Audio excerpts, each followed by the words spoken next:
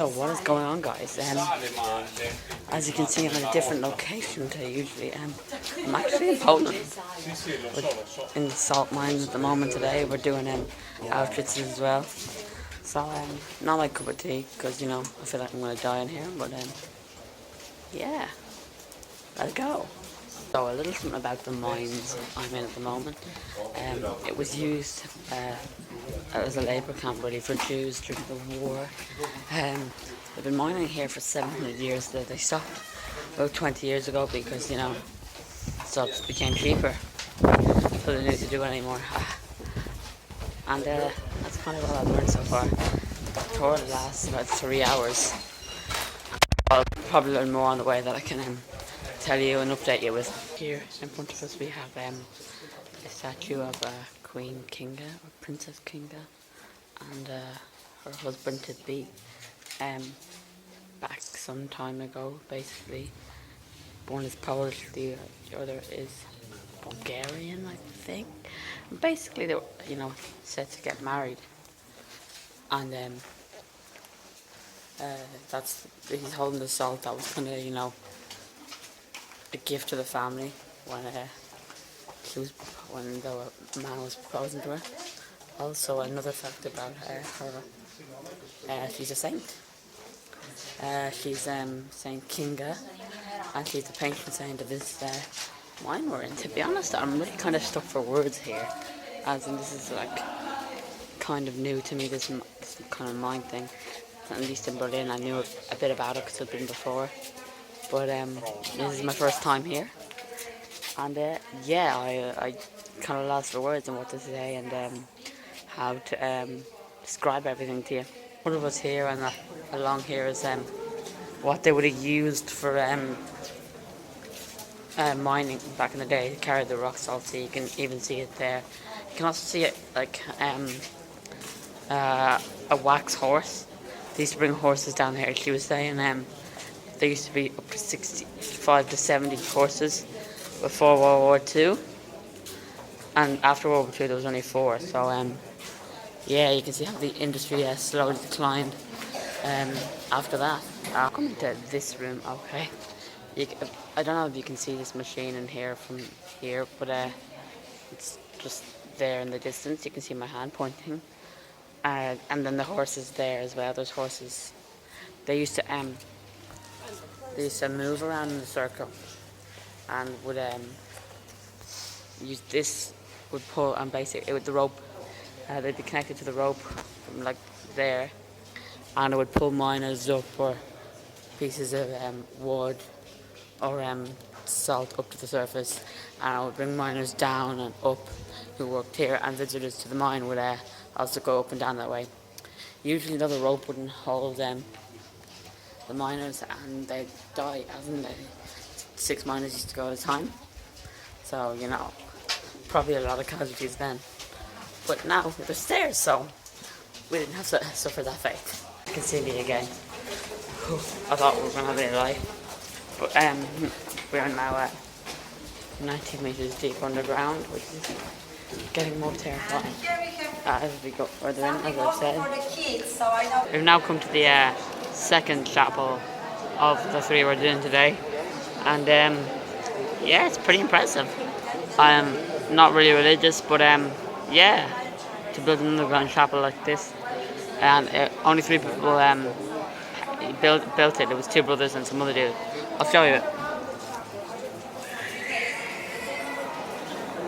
Some pretty nice after, like, for an underground chapel, as in you wouldn't expect it to be it's nice. It'd be like a bit crummy and run down, but it's good.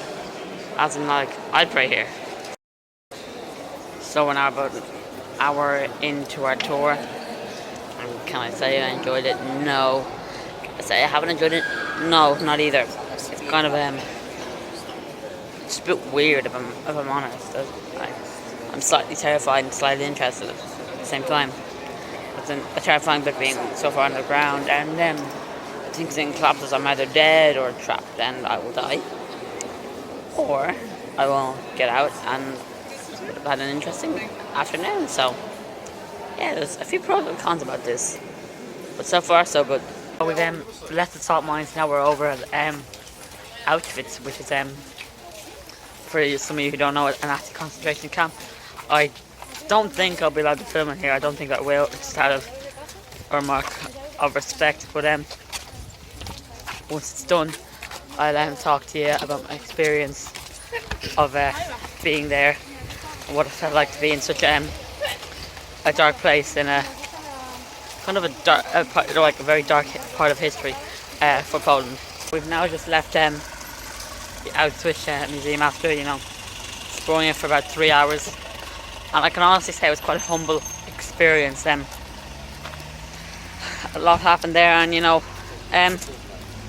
personally, I didn't enjoy it because of all the stuff that's gone on there. But I think it's good to go there and realise what happened instead of burying it away and locking it away. You have to realise these tragedies happened, and they have to be acknowledged and show that people still know what happened, and they're totally against it. There's a plaque that said this plaque is basically for the men,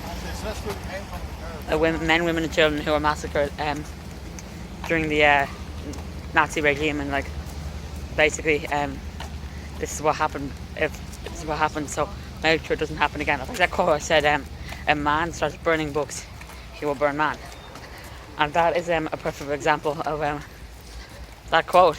I don't know where we're heading now. I think we're heading back into Krakow, where I'm actually staying for this year. So this time in Poland.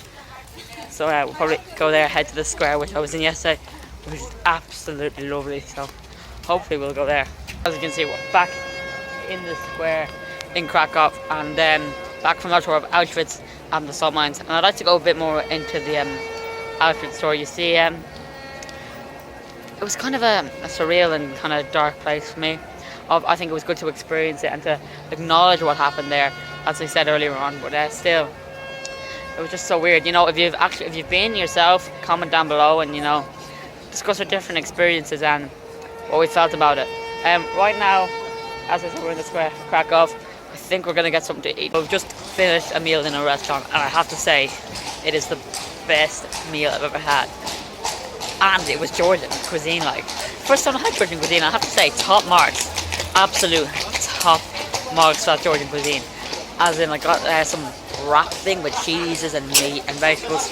So nice. It's the best thing I've ever had. And there was these dumpling things. It's called Gruzewski's restaurant, I think. And it was it's in the center of Krakow, and Krakow, yeah. It's so nice. And the food is just unbelievable. 10 out of 10 for me. Definite 10 out of 10. It's just so nice. Meat was lovely, cheese was lovely, dumplings were lovely. Oh, the wait and stuff was awesome. I don't know. It's just the charisma about the dude. It's just happy to serve us. I'm gonna give you your meal. I'm gonna give it to you on time.